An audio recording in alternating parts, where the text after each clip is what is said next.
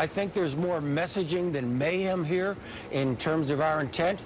But as Jim Michalczewski pointed out, once you get these ships in close proximity, you now turn over American and Iranian statecraft, for that matter, to local military commanders. So this could get out of hand. General Michael Hayden, perhaps with a word of warning on MSNBC's Morning Joe, commenting on how U.S. troops en route to block Iranian ships from bringing weapons to Houthi rebels in Yemen could provoke an international crisis. Reports yesterday say 8 Iranian ships moving toward Yemen, those Iranian ships could be carrying weapons to aid the Houthi rebels there, creating even a rockier relationship between two nations trying to reach some sort of nuclear accord. Let's go in depth now on this. From Newsmax, Washington, a guy with a name, or at least initials I like, J.D. Gordon, former Defense Department spokesman. Here at our South Florida anchor desk, a man temporarily on leave from Washington, D.C., the Chief of Staff to Congressman Walter Jones, my good friend Glen Downs. J.D., first to you. You heard General Hayden, a guy who picks his words very carefully, with that warning the situation could get out of control. It was understated, but it was there. Your reaction to General Hayden's remarks? Hi, JD. Thanks for having me on the show. Well, I think it's a smart move to send our Navy ships there to block these weapon shipments. Yes, there's going to be a risk, but we can't continue to Iran to continue destabilizing the region. So my only complaint with the White House is, why did it take this long? Why did it take until the Yemeni government fell by the Houthi rebels? Because the Iranians were sending weapons the whole time. So I think it's a good move on behalf of the White House. It's just late. It's another crisis reaction, if you will. It's very reactive instead of proactive. So that's my only complaint with the White House. Glenn, we just heard J.D. You serve a man who serves the 3rd District of North Carolina that perhaps takes a different view of American involvement in certain areas of the world. But in this circumstance, is it too little too late from the administration? Well, the real question is, how is the United States dealing with a lot of dysfunction? This is not an isolated incident. This is happening in a neighborhood where all sorts of things are going on. So each of these actions, which discreetly may make sense, the total picture just seems to be one of dysfunction. And speaking of that dysfunction, we think back, J.D. Gordon, 6 months ago, President Obama was calling Yemen the very model of American involvement. And Glenn mentioned confusion. That seems to be the word that we can attach to our national security policy, to our diplomatic corps as well. What is the fundamental disconnect with this administration and world events? Well, I think this administration has a worldview that sees American power as the problem and that we ought to turn all these local counterterrorism operations over to local governments, which is why he thought the Yemeni operation was so successful, because the Yemenis were taking a lead role. We saw how that worked out. It didn't. And Iran has been sending weapons to the Houthi rebels for quite some time. It's taking a long time for the U.S. to respond, because I think that President Obama thinks the world would be a better place if we had less U.S. presence around the world. I think that's completely wrong. I think that power vacuum is being filled by countries like Iran, that's aggressive, countries like Russia, that's aggressive. So I think it's about time that we have more U.S. leadership to prevent these kind of crises before they get out of control, like in Yemen. Confusion overseas, perhaps even confusion within the walls of the Pentagon.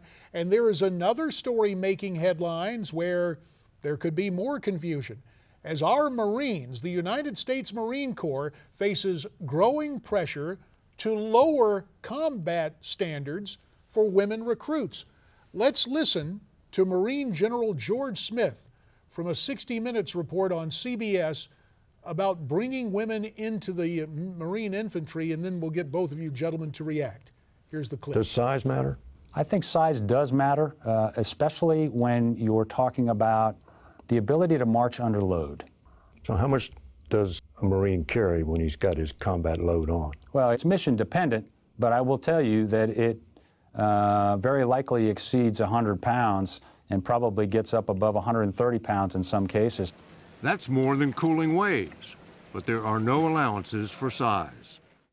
Let's bring it back here. Glen Downs, your boss, Walter Jones, on the House Armed Services Committee. has fought staunchly for the Marine Corps. In fact, wanted to change the name of the Department of Navy to the Department of Marine Corps and Navy. What are his concerns about this? Well, I think we have the opportunity to talk frequently to service members off the record. You have the official Department of Defense positions, then you have what actual men and women in uniform say. And there's some concern about lowering the standards for obvious reasons. The standards are there for a reason, and the 60 Minutes piece that you just cut to explains that. But at the background, part of it is about opportunity going up, and there's a feeling that in order to be able to advance in the Marine Corps and other services, you need to be able to punch that combat ticket. So if that's the case, then maybe you need to find other ways to make sure people can advance rather than lower the standards. J.D. Gordon, it seems to be a paradox. On one hand, it seems the administration wants to keep people out of combat, men and women, but now with this push on to put women into combat. In your opinion, is this a wise idea? No, it's a bad idea, JD. It's political correctness run amok. There are women that can do anything a man can do, but so few. Like Ronda Rousey, for instance, could probably be a Navy SEAL if she could get by the miles of swimming in the ocean, in the open ocean, and carrying heavy packs in the mountains.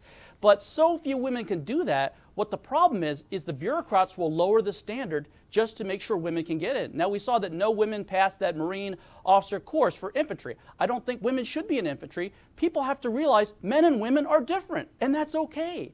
Look, women are in combat roles. They're fighter pilots. That's a combat role. So there are certain things women can do in combat and certain jobs they should not do. Like, I don't believe they should be in infantry or special forces because that's going to lower the standard and it's going to hurt recruiting and retention as well because the guys serving with them will know it.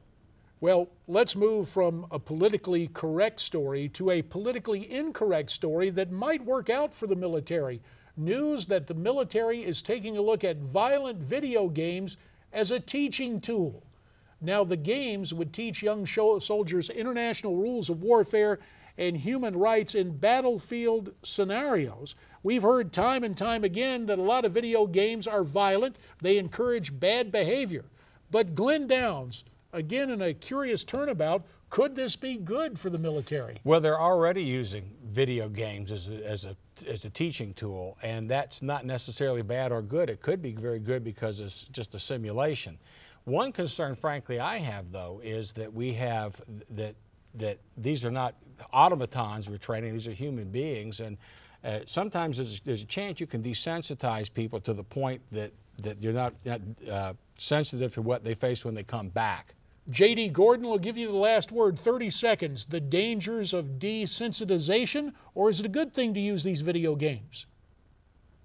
I think it's a good thing to use these video games for the military. Frankly, I'd like to see the military only using these type of video games because as we see time and time and again in places like Connecticut, the Newtown shooting, the Aurora, Colorado theater, the Navy Yard in Washington, those shootings happen to deal with violent video games and violent movies. So to the extent that the military is using these more than the civilian population, I'm all for that because we see people that have mental issues, they can't handle the violent imagery and the guns together with mental health problems. So I'd like to see the military use more of these type video games as opposed to the civilian population. And on that note, we'll have to bring this to an end. J.D. Gordon, Newsmax, Washington, our thanks. Glen Downs, headed back to Washington tomorrow. Thanks for checking in here on the Anchor Desk. And when we come back, governors and jobs. Stay with us.